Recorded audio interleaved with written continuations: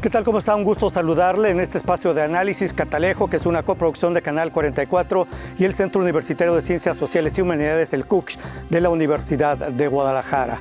En esta emisión hablaremos de diversos temas coyunturales que están en este momento en la palestra pública, en la opinión pública, y concretamente iniciaremos con uno de estos temas importantes, el enfrentamiento que hay, y lo digo así, el enfrentamiento entre la Suprema Corte de Justicia de la Nación y el gobierno federal mediante el presidente Andrés Manuel López Obrador.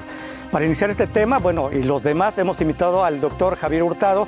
Él es profesor honorífico de Derecho Constitucional de la División de Estudios Jurídicos del CUCH. Doctor, bienvenido, gracias por estar con nosotros. Muchas gracias por la invitación. El doctor Jaime Tamayo, él es jefe del Departamento de Estudios sobre Movimientos Sociales del CUCH. Doctor, bienvenido, gracias por estar con nosotros. Un gusto estar con ustedes. Y el doctor Armando Zacarías, él es jefe del Departamento de Estudios Políticos del CUCH. Doctor, bienvenido, gracias por estar con nosotros. Muchas gracias por la invitación, un honor. Bueno, ¿qué ven ustedes en este enfrentamiento, digo yo, entre la Suprema Corte y el gobierno federal mediante el presidente Andrés Manuel López Obrador? Porque primero la Suprema Corte invalida el primer decreto o la primera parte del Plan B por inconstitucional. Luego ha hecho otras dos resoluciones por, obviamente, inconstitucionalidad. Una de ellas de los organismos y las obras públicas del gobierno federal. Dice, no vamos a dar información sobre esta. La Suprema Corte dice, no, tienes que dar información. El INAI, de hecho, ya interpuso también una controversia constitucional sobre estos mismos temas.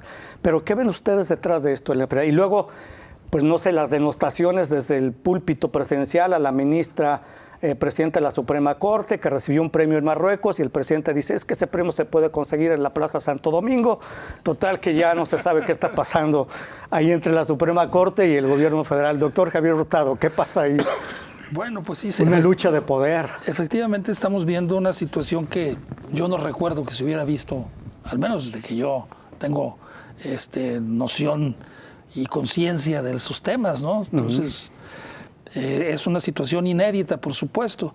Pero mira, yo pienso que a final de cuentas esto viene a significar el rompimiento o la crisis de un modelo de relación y de complicidad entre estos dos poderes que ahora ya no existe. Hay que decir las cosas como son por su nombre. Los ministros de la Corte eran empleados del presidente de la República, siempre lo habían sido. O sea, el presidente de la República los designaba, que el Senado los ratificara, pues eso era una cuestión de trámite, ¿no? Pues el presidente le ordenaba al Senado que los ratificara. Pero como que había un entendimiento, al menos, digámoslo, desde 2009, que es cuando viene la reforma al artículo 127 constitucional, que se establece que ninguna persona puede ganar más que el presidente de la República, y los ministros de la Corte, los magistrados y los jueces y los miembros del Consejo de la Judicatura cínica e impunemente lo violan. ¿Por qué? Pues porque quieren y ya, ¿sí? Nada más. Y entonces, para no modificar su situación, le arreglan también su situación a los del INE y los amparan para que sigan cobrando más que el presidente.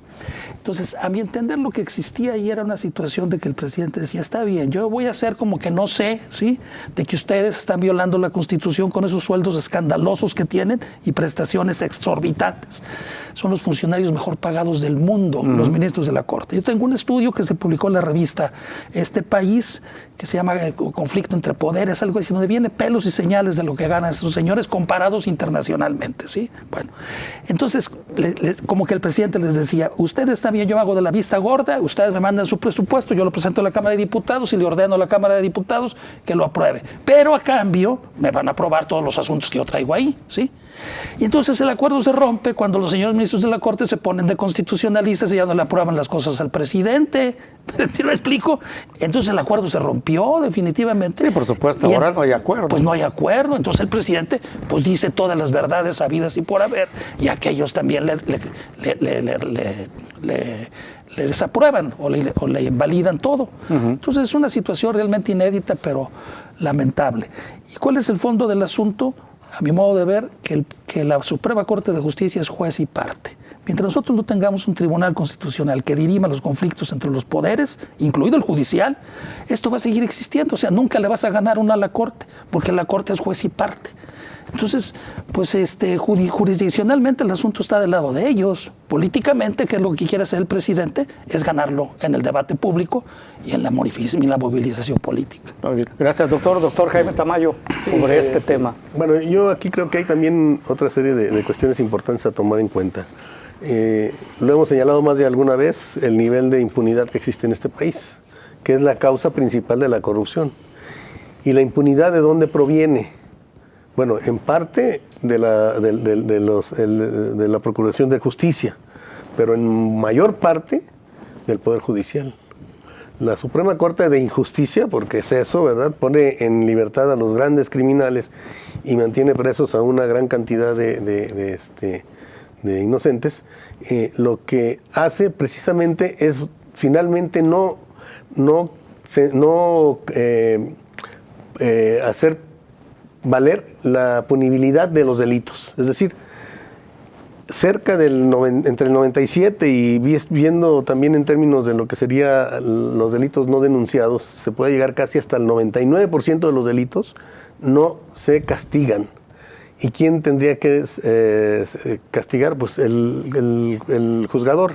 Es decir, la Corte es la responsable en buena medida de la gran corrupción que existe en el país, porque la impunidad genera corrupción. Entonces, en este sentido, ya Zedillo trató de hacer cambios y lo logró en un primer momento, pero se echó a perder el asunto. Zedillo destituyó prácticamente a todos los magistrados, a todos los ministros, perdón, de la Corte, 21. Y no pasó nada. Eran 21 en ese Eran entonces. 21 ministros de la Corte, los echó para afuera. ¿Qué es el problema de López Obrador? Que quiso llegar a esos arreglos que señala Javier al principio, saca al más señalado, que era un vil cuico, ¿verdad?, al estilo de García Luna, el señor Medina Mora, que renuncia en vez de ir a la cárcel, ¿no? Porque se le dice, bueno, tenemos muchas pruebas de todo lo que has hecho. Pero es que no fue a la cárcel porque acordó con AMLO, ¿no? Por eso, el problema empieza ahí. Lo que se debe haber hecho era el momento, porque además había la mayoría en el Congreso, mayoría constitucional, mayoría absoluta, ¿verdad?, para hacer un acuerdo con las fuerzas políticas y sacarlos, como lo hizo Zedillo, y hubiera podido hacerse un cambio importante. Ahora ya no se puede. Entonces, AMLO juega a lo que ha hecho muchas veces, ¿no?, a llevarlo al terreno político y aventar la bola hacia adelante. Es decir, esto él sabe que no se va a resolver de aquí al 24, pero lo aprovecha para que sea un factor que sume en votos a su fuerza política y a sus aliados, con el argumento de que hay que limpiar esta porquería, que es una verdadera porquería, ¿verdad? Yo creo que efectivamente no solo son los mejores pagados, es lo más corrupto que hay en el país, y además se visten de toga para simular esa limpieza. Entonces, claro que la sociedad quisiera verlos en la calle y quisiera decidir sobre ellos. Esto ya pasó en el siglo XIX, lo dice AMLO, sí, pero también pasó en Bolivia. En Bolivia fueron destituidos todos los ministros y es el único país en este momento en el que en que se eligen los ministros de la Corte y el órgano judicial. Ese es un tema y eso también funciona muy bien allá, y funcionaba muy mal como aquí, porque todos eran recomendados de la élite, eran parte de lo mismo que juzgaban. Y entonces, en la medida en que ya no va a depender ni de la fuerza política mayoritaria ni del presidente, pues eso puede darle otro rostro, y en el caso boliviano está funcionando, ¿no? Hombre, sí. Salió el magistrado del Poder Judicial que contrató a la nana y la metió a la nómina del Poder Judicial con un sueldo de más de 40,000 pesos durante 4 años, y lo denunció la esposa porque no la dejaba ver la niña. Fue la que lo denunció porque tiene la nana ahí y la tiene cobrando en el Poder Judicial. ¿Y sabes con cuánto lo castigaron? Con 1 mes lo suspendieron nada más. No, bueno, estoy de acuerdo en que, como dice la Suprema Corte, es tanta porquería que hasta hay una ministra ahí que plagió su tesis. Exacto. Y no ha pasado nada, ¿no? Y el de la nana. Exactamente. Bueno, vamos a hacer, doctor, regresamos con usted, doctor Armando Zacarías. Gracias. Una pausa, regresamos. Esto es Catalejo, ya volvemos. Sí, la esposa no.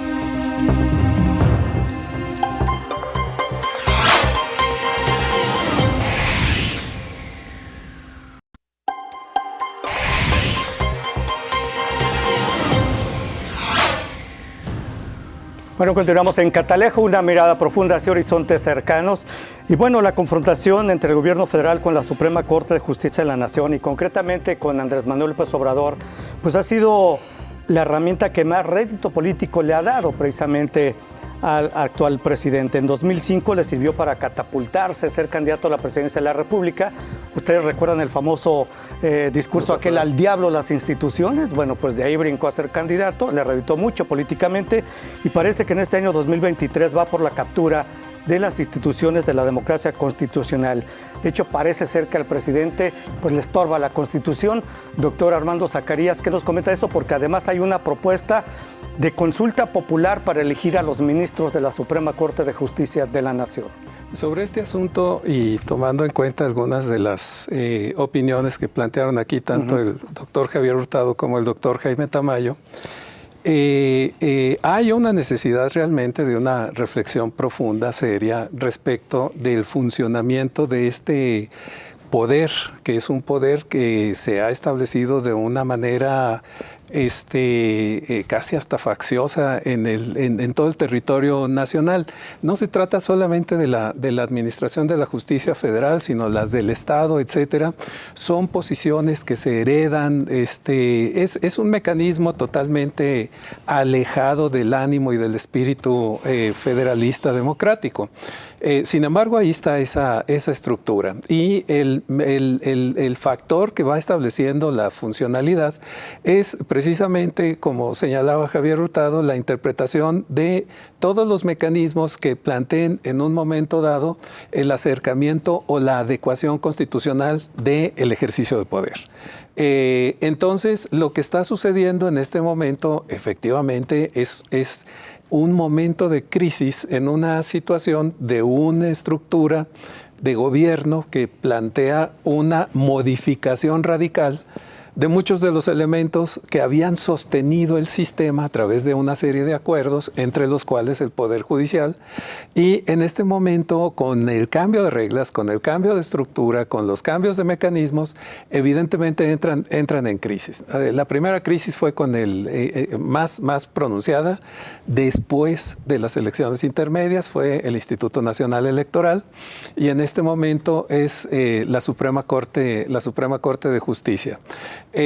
¿Por qué? Pues porque hay muchos elementos que entran en esa controversia que como me gustó el planteamiento que hizo Jaime Tamayo, en el sentido de decir, cuando los acuerdos tenían una cierta funcionalidad entre el Poder Ejecutivo y el Poder Judicial, se mantuvo el statu quo. Pero en el momento en el que hay un rompimiento con uno de los ministros, con Medina Mora, entonces el acuerdo se rompe. El acuerdo persiste, no se rompe, el acuerdo persiste. Porque la situación de Medina Mora, siguiendo el ánimo jurídico, debería haber sido parte de un procesamiento legal y eventualmente estaría en una situación mucho más complicada de la que está ahora.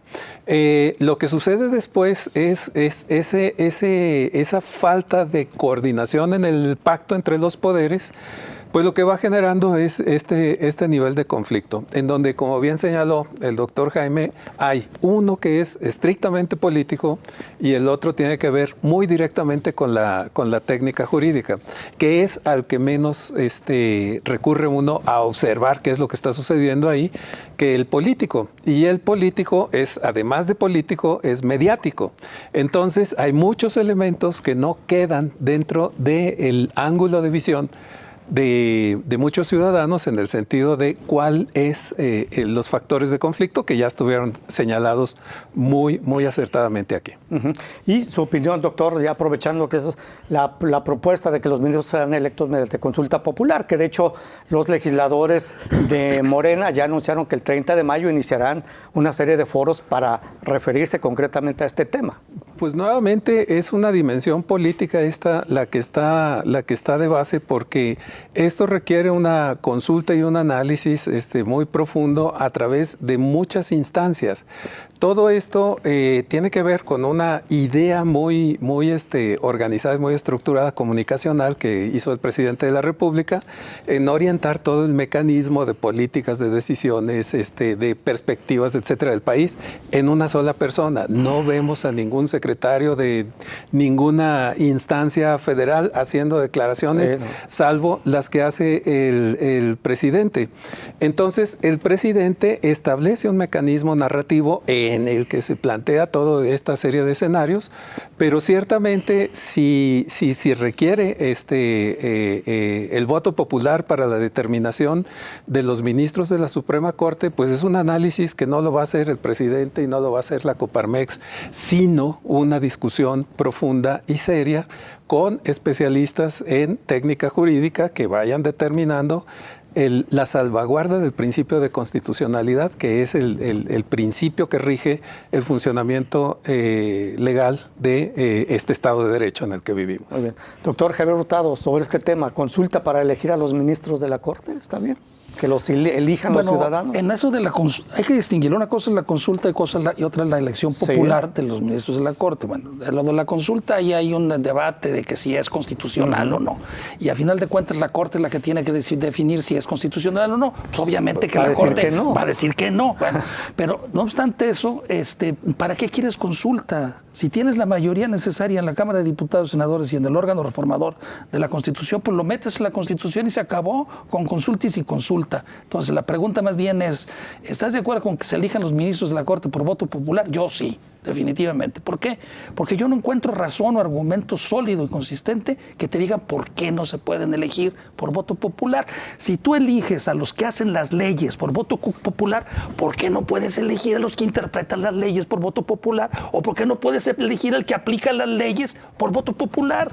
Entonces, o sea, ¿cuál es la razón por lo que no? Yo diría, bueno, pues favorecer la carrera judicial. Está bien, pues pon una cantidad determinada de los ministros que sean exclusivamente miembros de la carrera judicial y los demás pueden ser académicos, juristas destacados, etcétera, ¿no? Entonces, yo sí estoy de acuerdo en esto. El gran riesgo es de que exista la partidización de la justicia, que se ha dicho y que se ha magnificado mucho, pero eso se puede evitar. ¿Pero que no está ya partidizada la justicia? Claro, pues por el hecho de que lo nombran los del Senado, así es, pero si le quieres poner por aquellos de que ven moros con tranchete, de que diga, ay no, si se va a elegir popularmente, van a estar metidos los partidos políticos haciendo campaña. No, no es cierto. O sea, tú le puedes poner ciertos candados al procedimiento y no pasa nada de eso. Por ejemplo, que no hayan sido miembros de partidos políticos ni candidatos nunca a ningún cargo de elección popular. Que no hagan ellos mismos campaña. La campaña la tiene que hacer el órgano electoral para dar a conocer los méritos de los propuestos. Que se establezca que los ministros de la Corte electos por voto popular no representan a quien los eligió y que está prohibido el mandato imperativo. Entonces, si yo pongo, digamos, ese tipo de salvaguardas a la propia Constitución, ¿cuál es el problema? Déjame decirte algo para concluir. En el siglo XIX se elegían a los ministros y a los integrantes del Poder Judicial de la Suprema Corte y al presidente de la Suprema Corte por voto popular en elección indirecta en primer grado, pero se elegían popularmente. Y gracias a ese sistema, los mejores presidentes de la Suprema Corte fueron electos por ese sistema. Y te voy a mencionar algunos. Benito Juárez, Sebastián Lerdo de Tejada, Jesús González Ortega, Francisco Zarco, Ignacio Ramírez. ¿Quién más te diría? Pues dos jaliscienses destacadísimos. Bueno, un jalisciense, Ignacio L. Vallarta, y el otro gran jurista, José María Iglesias, ¿sí? que significaron un debate muy interesante, ¿sí? sobre la incompetencia de origen en el siglo XIX, el famoso debate Iglesias-Vallarta. Por ejemplo, esos grandes juristas se dieron y fueron electos popularmente. Tú dime cuál de los electos por el Senado y propuestos por el presidente le llega a los talones a esos. No, pues yo le preguntaría, ¿y usted cree que actualmente pudieran surgir personajes que puedan ser electos popularmente con esa categoría? Yo creo de que las sí, personas? yo creo que sí, claro. ¿Sí hay de ese tamaño? Claro, porque yo no sé por qué razones, obviamente, pues si las sé, es obvio, porque es político esto, pero los más importantes juristas de México no han sido ministros de la Corte, y te mencionaría algunos. Ignacio Burgoa, Elisur Arteaga Nava, Jorge Carpizo, ¿sí? Te mencionaría algunos. Y te voy a mencionar el otro caso de otro, que es importante señalarlo, y para señalar también una irregularidad muy grave. Todo el mundo estuvo de acuerdo en que se quitaran las pensiones a los expresidentes y se les quitaron. Pero sin embargo, del haber de retiro de los ministros de la Corte, nadie dice nada, ¿sí? Y el haber de retiro de los ministros de la Corte es como 3 veces más que lo que era la pensión del presidente, de por vida. Por haber trabajado 15 años, según ellos, tienen derecho a cobrar de por vida el sueldo. Pero no solamente es eso, te voy a dar un caso.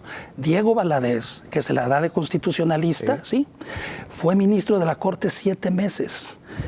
De mayo a diciembre de 1994, porque antes era el Procurador General de la República cuando asesinaron a Colosio.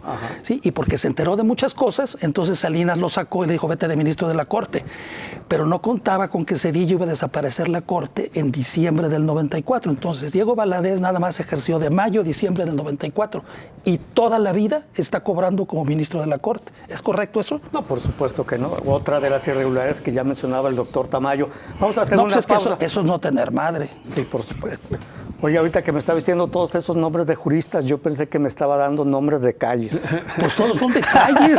Así es. Sí, por supuesto. No, te menciona también Francisco Zarco, Sí, también sí, Ignacio por Ramírez. supuesto. Sí, sí. Todos nombres de Sebastián calles. Lerdo de Tejada. Exactamente. Mariano Otero. ¿Quién? José Mariano María Otero. Iglesias. Mariano Otero. Ahí a un lado del Monumento de la Revolución de la Ciudad de México, ahí están esos nombres. Sí. Muy bien, una pausa, ya volvemos. Esto es Catalejo.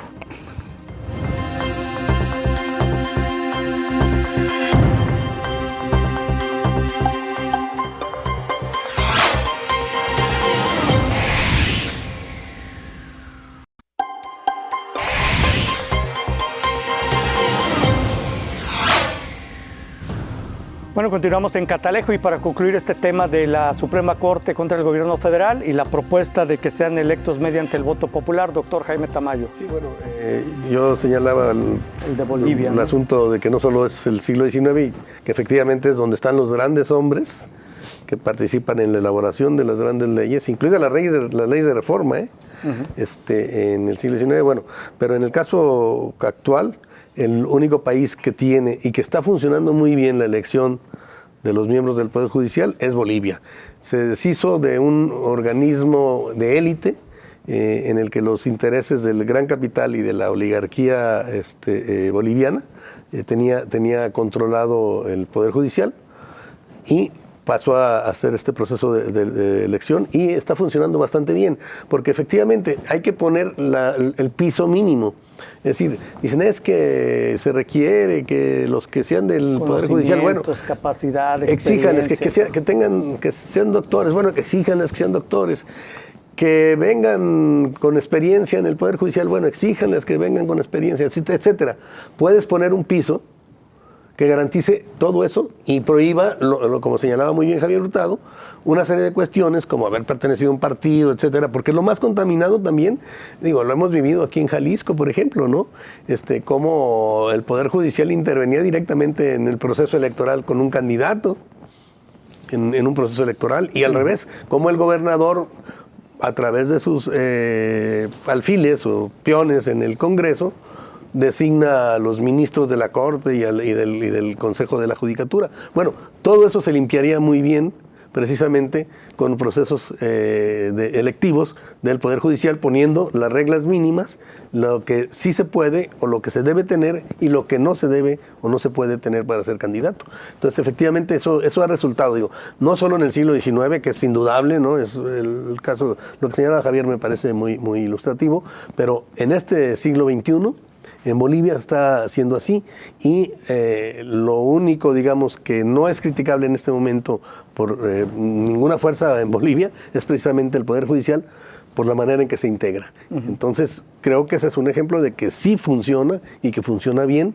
el proceso de elección de los ministros de la Corte y debiera ser pues de todo el Poder Judicial, ¿no? ¿Bolivia porque, es el único caso o hay otros en este momento es el único. Es el único en el mundo. Así es. Interesante En este lo que momento está es el único. sucediendo en Bolivia. Así es. Pero quisiera Ahora, sí, doctor Armando Zacarías. Digamos, el planteamiento tiene que ver con la gran desestructuración o la enorme capacidad que tiene de decisión del Poder Judicial es la última instancia. No hay una instancia superior al Poder Judicial en la resolución de cualquier tipo de temas, ¿no? Pero el asunto aquí, que fue con lo que comenzó el tema, es que hay por primera vez en mucho tiempo un conflicto entre poderes, un conflicto que es el que está en un momento dado generando un espacio exageradamente politizado, pero también exageradamente desinformado. Entonces, ese conflicto que hay, y si nosotros nos concentramos solamente en acciones como el gobernador Cuitláhuac de Veracruz, que fue y hizo un performance ahí muy ominoso, etcétera. El problema es que no se está haciendo una revisión de cuál es el punto de conflicto entre los poderes. Y si bien hay una parte importante que tiene que ver con si tiene o no principios de constitucionalidad la serie de decretos que se han estado planteando y las resoluciones que luego responde el Poder Ejecutivo y luego el Poder Legislativo, está planteando esto dentro de una línea muy compleja y puede ser muy difícil de desarticular en un periodo más o menos cercano. Es decir, regresar al Estado de Derecho, regresar a las estructuras que son las que definen todo el mecanismo del funcionamiento, la legitimación de las decisiones que se están tomando en cada uno de los poderes en función de lo que cada uno de los poderes debe decidir. Entonces el problema en este momento ciertamente es parece una estructura superior contra el Poder Judicial, como si el Poder Judicial reinara la justicia, etcétera. Muy lejos está de eso. Ya se hizo un análisis muy profundo de todas las dificultades que implica este poder, pero es un poder. Y estamos en este mecanismo de relación de tres poderes que como en mucho tiempo no habíamos visto desde los tiempos de Zedillo en unas conformaciones distintas del poder legislativo, sin mayorías específicas de un solo partido. Ahora estamos regresando a una situación que hace 25 años no teníamos de la forma en la que se está configurando ahora, pero hay una simplificación en todo este mecanismo, en la narrativa, y entonces estamos sujetos a una visión de narrativa, una visión de túnel, sin analizar las verdaderas complicaciones que va a tener la restauración de la comunicación entre los tres poderes. Bueno, y ese performance que menciona el gobernador de Veracruz, Cuitláhuac García, con féretros frente a la Suprema Corte, pues resulta que luego fue festejado en la mañanera por el presidente. Eso ya... Ahí se habla abiertamente de la confrontación. Pero eso es parte de esa narrativa. Es parte de la narrativa, es una simplificación supuesto. ahí. O sea, el problema es mucho más profundo. Ciertamente tiene un componente emocional este asunto, pero creo que se necesita el debate desde las estructuras mismas de los poderes y la parte en la que están legitimados los poderes a establecer la interlocución que deben tener. ¿Algo más sobre este tema de la Suprema Corte de Gobierno Federal, doctor? Más no va a pasar nada. O sea, más allá de la estridencia y el sensacionalismo, el estruendo mediático que genera estas cosas, la Suprema Corte no puede destituir al presidente ni le puede meter a la cárcel, ¿sí? O sea, el presidente en ejercicio, el único que lo puede juzgar al presidente no es el Poder Judicial. Si llegara a cometer un delito, es el Senado. Es el único individuo en México que tiene un tribunal especial, que es el Senado. Si el presidente es responsable de un delito, no lo juzga el Poder Judicial, lo juzga el Senado. Y al revés, el presidente no puede destituir a los miembros de la Corte porque son inamovibles. Entonces, solamente por causas graves, quien sí lo puede destituir a los de la Corte es el Congreso de la Unión mediante juicio político por violaciones a la Constitución. Y sí lo pueden hacer, eso sí. Bueno, de hecho, Monreal los amenazó hace algunas semanas, ¿no? Sí, claro. Incluso hasta los pueden meter a la cárcel también mediante declaración de procedencia si les comprueban que están vendiendo la justicia, ¿sí? Que están incluyendo en peculado también, si se están robando el dinero, los miles de millones de pesos que tienen ahí. Entonces, pero no va a pasar de ahí, o sea, hay que esperar a que ocurran las elecciones, vamos a ver qué pasa, y entonces ya conforme como esté configurado el Congreso y la fuerza que tenga el partido del presidente, pues ya podrá hacer lo que vea que pueda y alcanza a hacer. Bueno, si quieren pasamos al siguiente tema, que son los viajes y el departamento del general, secretario de la Defensa Nacional. Bueno, hace algunas semanas habló de un viaje que hizo un fin de semana, se llevó a toda su familia, muchos integrantes, hasta creo que su consuegra, algo así, también iba en ese viaje. Bueno, se le criticó porque gastó mucho dinero utilizando aviones de la Secretaría de Defensa Nacional, incluso 500,000 pesos, creo que en un fin de semana se gastó a todo lujo, pero después resulta, esto quizás es poco con el departamento que dicen que compró valuado en 30 millones de pesos en una zona muy fifí, como diría el presidente López Obrador, en Bosque Real, en la Ciudad de México, que bueno, él lo compró en 9 millones de pesos, un departamento que está valuado en 30 millones de 400 metros cuadrados, un departamento de 400 metros, imagínate. ¿Quién fuera él, no? Lo compró un año después de que fue nombrado secretario de la Defensa Nacional. Se lo compró Alejandra Aguilar, que es accionista de una empresa constructora familiar que se adjudicó un contrato por más de 319 millones de pesos de la Secretaría de la Defensa Nacional para abastecer de placas balísticas. Dice que lo compró 9 millones porque lo agarró en obra gris o en obra negra. Doctor Javier Hurtado, ¿quién quiere empezar sobre este tema antes de la pausa? Doctor Jaime Tamayo, una de las promesas del gobierno federal fue la lucha contra la corrupción. Sí, yo creo que esa es una gran falla de este gobierno, ¿no?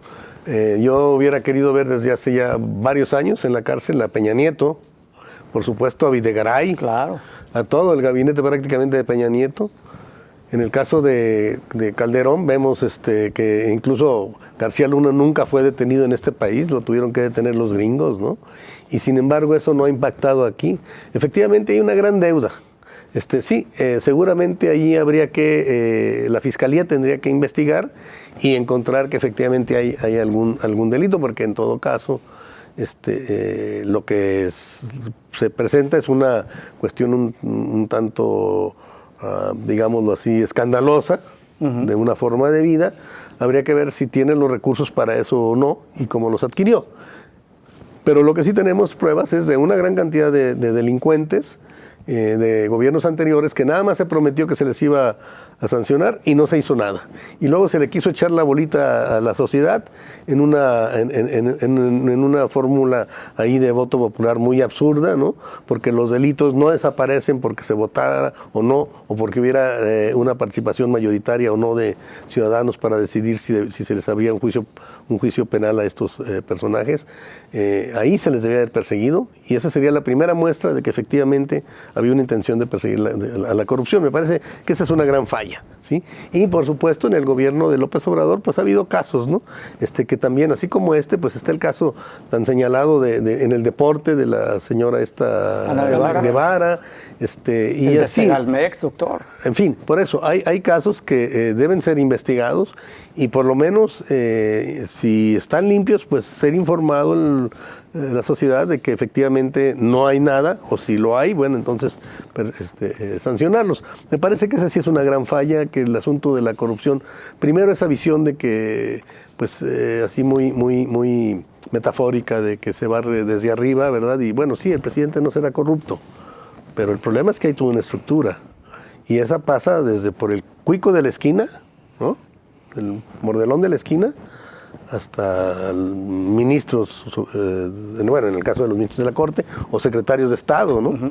Y habría que ver todo eso. Por supuesto que hay que revisar el aparato, pero también hay que voltar hacia atrás y empezar a sancionar todas las cuestiones de corrupción. Ya no digo el caso de Peña Nieto de traición a la patria, por lo menos en 4 casos muy claros, y bueno, Calderón, su vínculo con el crimen organizado a través de García Luna, porque bueno, nadie puede ser tan estúpido para creer que Calderón no sabía lo que estaba pasando, ¿no? Así es. Entonces, bueno, como digo, García Luna nunca fue detenido en México. Y de ahí para adelante, ¿no? Entonces sí, efectivamente hay una gran falla en la persecución a la corrupción. Bueno, vamos a seguir con este tema. Una pausa, volvemos. Esto es Catalejo, coproducción de Canal 44 y el CUSH. Ya volvemos.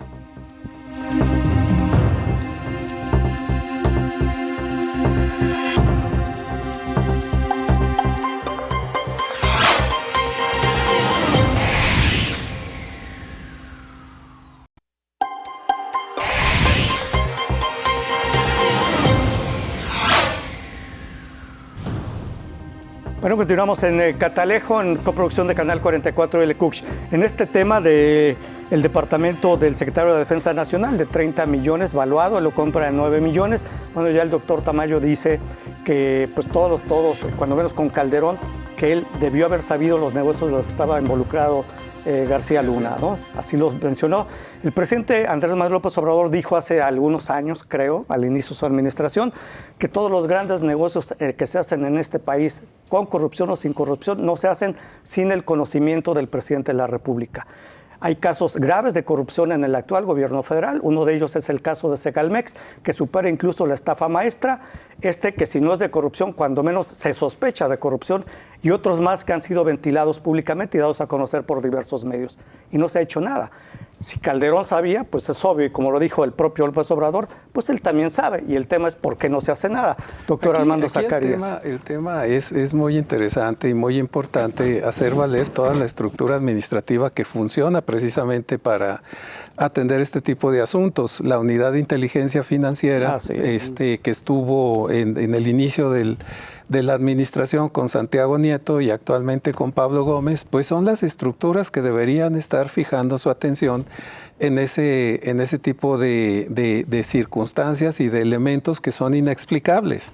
El seguimiento y el establecimiento de carpetas de investigación, pues parece que es selectivo para ciertas situaciones más de carácter político, y entonces la atención que debería tener esa unidad de inteligencia financiera debería hacer un trabajo acucioso de seguimiento de todas estas situaciones irregulares, como Segalmex, como el secretario de la Defensa, como diferentes cosas. Ya lo señalaba el doctor Jaime Tamayo, hay una enorme responsabilidad que se tiene en este gobierno respecto del seguimiento de todo lo que pasó en la administración pasada. Había una fotografía muy famosa en que estaba el presidente de la República, Peña Nieto, y todos sus gobernadores del periodo, y todos los gobernadores o estaban en la cárcel o tenían procesos iniciados, todos, ¿no? Toda esa estructura que respondía al Partido Revolucionario Institucional. En este caso no es de gobernadores, sino es de diferentes instancias, y el seguimiento debería estar articulado por la Unidad de Inteligencia Financiera, y finalmente pues la responsabilidad tiene que ver con esa deuda del pasado y con la deuda del presente, que es lo que se está acumulando y seguramente se está pateando a la próxima administración, la intención que se tenga el seguimiento de lo que está sucediendo en esta. Sí. Doctor Jaime Hurtado. Bueno, mira, brevemente, yo creo que este asunto del general lo que viene a demostrar es que no es cierto que el personal militar sean inmunes a la corrupción y que son impolutos, que nunca jamás se van a corromper. No es cierto.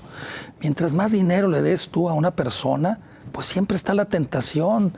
Dice el dicho, en la arca abierta el justo peca, o decía mi abuela, solamente la Santa Cruz no roba porque no tenía brazos y se quedó con el sudario del Señor. Así que entonces, ¿quién no va a robar, por favor? El hecho que portes el uniforme verde no significa que no tengas brazos, por favor. Si hasta la Santa Cruz se quedó con el sudario del Señor, ahora imagínate los generales, pues no más. Entonces, eso se derrumba, eso de que no, yo le doy todo a los militares porque esos son castos puros, no son corrompibles. No es cierto. Ahí está el caso del general, que demuestre que él lo que tiene lo ganó con su salario, con su sueldo. Y es que este gobierno le ha dado prácticamente todo a los militares. Todo, ¿no? Ahora, también hay que decirlo, se da en menor proporción, se puede dar en menor proporción la corrupción en el sector militar que en el sector civil, también eso es cierto. Hay menos probabilidades de que se dé, pero de que se presenta, todos somos humanos. Sí. Y al final de cuentas todos caen en la tentación. Bueno, a lo mejor se da en menos, pero en un grupo más selecto que está precisamente vinculado. Está más diseminado en el ámbito civil. Así es, por supuesto. Pero en el sector militar sí se da, y bueno, pues es muy escandaloso y a lo mejor se da en grandes proporciones, ¿no? Casos muy contados, ¿no? Sí. Pero también eso nos habla pues del riesgo, ¿no? Del peligro, de que tú les vas a seguir dando con el cuento de que esos son incorruptibles. No es cierto. No, por supuesto. Ni la Marina, ¿no? Ni la Marina, que todavía es mejor.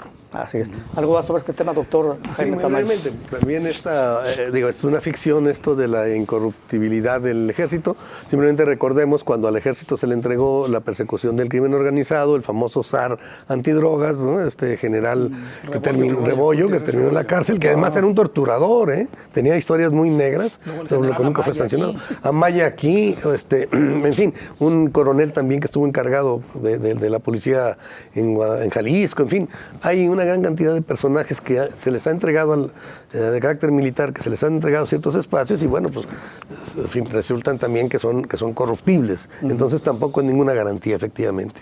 Sí. Y Gutiérrez Rebollo fue, de hecho, de la 15ª zona militar. Así aquí. es, antes, sí, Así es. alguna vez. Y allá en Guerrero fue un criminal, asesino, torturador, ¿eh? Sí, de aquí se fue a Guerrero, precisamente. Bien, continuamos con el tema del INE, si no disponen ustedes de otra cosa, porque el INE en pleno proceso electoral, previo al proceso de Estado de México y Coahuila, pues la presidenta del INE, Guadalupe Tadei, decidió descabezar la unidad técnica de fiscalización. Esto a unos días del proceso electoral, pidió la renuncia de Jacqueline Vargas, una funcionaria incómoda morena. También el INE dio pues prácticamente vía libre a los aspirantes a hacer promociones anticipadas, les dio vía libre a las corcholatas, y resulta que la Comisión de Quejas dio vía libre porque ha habido 25 quejas y ha negado medidas cautelares contra los candidatos o precandidatos presidenciales, y los dichos de AMLO también, pues no ha sido ni siquiera ninguna medida cautelar o señalamiento. El INE, como ya tiene una presidenta muy afín a Morena, pues está operando conforme los designios de Palacio Nacional, digo yo, no sé qué digan ustedes. Bueno, yo creo que lo que pasa es que la presidenta del INE no ha podido sacar ciertos nombramientos, ¿no? Ha pedido las renuncias de ciertos funcionarios o funcionarias, que es el caso de esta señora Vargas, porque también pues era de otra corriente, de otra perspectiva, de otra visión, y ella como responsable del instituto pues tiene todo derecho de tener personas de su confianza con las que pueda trabajar pues, de manera coordinada, ¿no? Y no estarse peleando con un subordinado. Entonces, ahí lo que pasó es que no le aceptaron el nombramiento de quien propuso, pero la unidad de fiscalización existe, no desapareció. Lo que pasa es que no tiene titulares, todo. Lo que respecta con lo de las medidas cautelares, esas se procesan en la unidad en la Comisión de Quejas y Denuncias. Sí. Y bueno, pues seguramente hubo una reunión en donde se repartieron las comisiones ya cuando llegaron los nuevos consejeros, y resulta que la Comisión de Quejas y Denuncias, yo no sé por qué razones, está conformada por una consejera afín al PRI, al PAN y al PRD, y por 2 consejeros afines a Morena. Pero pues, así se configuró. Entonces es obvio que las resoluciones van a salir así, pues como saldrían si estuviera 2 de los del PRI, PAN y PRD y uno de Morena. Entonces, ¿por qué se configuró así? Pues no sé, pues reclámenle a ellos, ¿no? Ellos lo decidieron así. O sea, que es parte del juego democrático.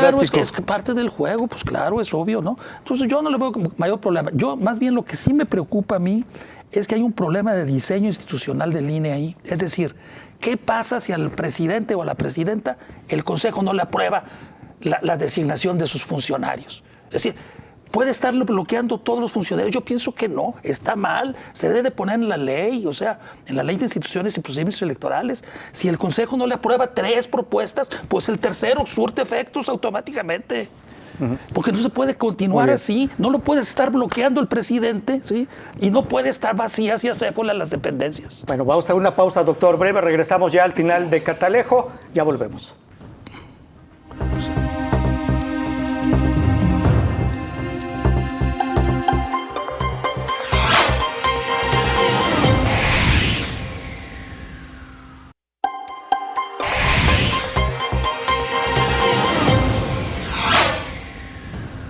Bueno, continuamos ya en la parte final de Catalejo. Estamos hablando del tema del INE, que yo dije que ya estaba operando bajo los designios de Palacio Nacional. Ya el doctor explicó, Javier Hurtado, que todo forma parte del juego democrático.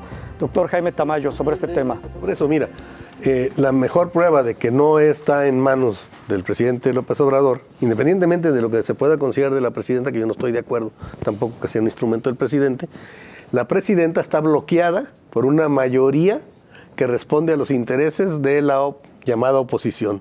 Y por eso no se ha resuelto lo de la unidad de fiscalización. No porque ella esté bloqueando que se fiscalice, sino precisamente porque le bloquearon el nombramiento propuesto para la unidad de fiscalización, la que sigue trabajando igual, solamente sin cabeza. ¿Sí? Pero esa es la mejor prueba. Es decir, la mayoría del Consejo está integrado por miembros que tienen compromisos con el PRI, el PAN y el PRD, si se puede decir que existe lo que queda del PRD. Pero entonces no es cierto que está ni mucho menos tomado, ¿no? Así que en ese sentido, ni a la presidenta responde directamente al presidente, aunque puede tener más afinidades a ese lado que hacia otros. Porque además se está distanciando de lo sucio que significó la presencia de Lorenzo Córdoba, ¿no? Como se le quiera ver desde cualquier lado, el hecho mismo de haberse bajado los sueldos, el sueldo de ella. Pero en el caso además de ella, a diferencia de Lorenzo, que tenía precisamente una gran mayoría a su favor, ella tiene una gran mayoría en contra, que proviene y que se identifica con intereses del PRIAN, ¿no? Muy bien. Bueno, me faltó decir que nos quedaban 7 minutos en este último bloque, doctor Armando Zacarías. Bueno, básicamente aquí sí, pues es un problema de constitución, de organización del Instituto Nacional Electoral. Y en relación a qué es lo que está sucediendo, pues tenemos una campaña desde el 2018, ¿no? O sea, que va hacia el 2024. Que perfectamente está definida desde el momento mismo de que comenzó la administración, y en este momento causa como ciertos problemas. Es que hay actos deliberados de campaña, pues los ha habido todo el tiempo, y de todos los partidos, no nada más de Morena. Entonces, las sanciones en las que se ha reducido estos actos adelantados de campaña son bastante generosas y bastante cortas. Entonces, ciertamente, pues es importante que haya ese mecanismo de autorregulación que debe establecer el INE, y un elemento que no se va a eliminar es la asociación con los partidos políticos. Entonces, pues podrá ser mayor a cercanía con unos o con otros, pero todo este mecanismo ha funcionado de esta manera desde el momento mismo de generación del Instituto Federal Electoral. Entonces, ciertamente el escenario que viene es un escenario que lo vamos a ver muy competido, muy reñido, muy adelantado en asuntos de campañas y muy judicializado, porque va a haber demandas de absolutamente todo por parte de todos, que es el nuevo mecanismo con el que se están dirimiendo algunas controversias. Bueno, y tan anticipadas las precampañas o campañas de precandidatos o candidatos que, bueno, las bardas de la zona metropolitana tapizadas de propaganda y tanto así. Desde el año pasado, claro, con la nominación de los precandidatos, de los 4 precandidatos, comenzó todo ese proceso, el hecho mismo de mencionarlos, ¿no? Ahí empieza. Tanto así que hay espectaculares que seguramente han visto ustedes, hasta el exgobernador de Tamaulipas promocionándose, ¿no? Sí. Que cabeza de vaca, que incluso... Delincuente. Exactamente, que tiene pendientes con la justicia y quiere ser candidato a la presidencia. Y no vive en México, además. Y no vive en México, exactamente. ¿Algo, doctor Javier Hurtado? No, nada más comentar que vamos a ver en el INE que va a haber ocasiones en las cuales con ciertos grupos de consejeros se va a constituir la mayoría en ciertos temas, en otros temas va a ser otro grupo de consejeros y así. Es decir, se acabó la mayoría estable y absoluta que siempre tuvo el presidente del INE, que estaba pensada en otros procedimientos en donde se venía en paquete la integración de todo el consejo del INE. Entonces ahora no, ahora tenemos un INE dividido, esa es la verdad. Y entonces hay algunos que sí simpatizan con el PRIAN y hay otros que tienen afinidad o simpatizan o pueden simpatizar o pueden darle su voto a Morena y a la presidenta. Sí. Entonces lo vamos a ver así, pero lo que sí me preocupa es que la presidenta está desarmada. Es decir, no puede ser que le estén bloqueando. Yo pienso que su tercera propuesta debe de surtir efectos definitivos. Habría que modificarse. Hay que modificar la ley, claro. Así es. Muy bien, como usted dice, el INE está dividido, no solo el INE, este país está dividido. El país, todo está dividido en este momento en el país. ¿Estuvo unido? No lo sé. Bueno, pues llegamos al final de Catalejo. Doctor Javier Hurtado, muchas gracias. Muchas gracias, al contrario. Doctor Jaime Tamayo, como siempre, muy agradecido. Doctor Armando Zacarías. Muchas gracias. Gracias. Muchas gracias a usted. Nos vemos y escuchamos en la siguiente emisión de Catalejo. Hasta luego.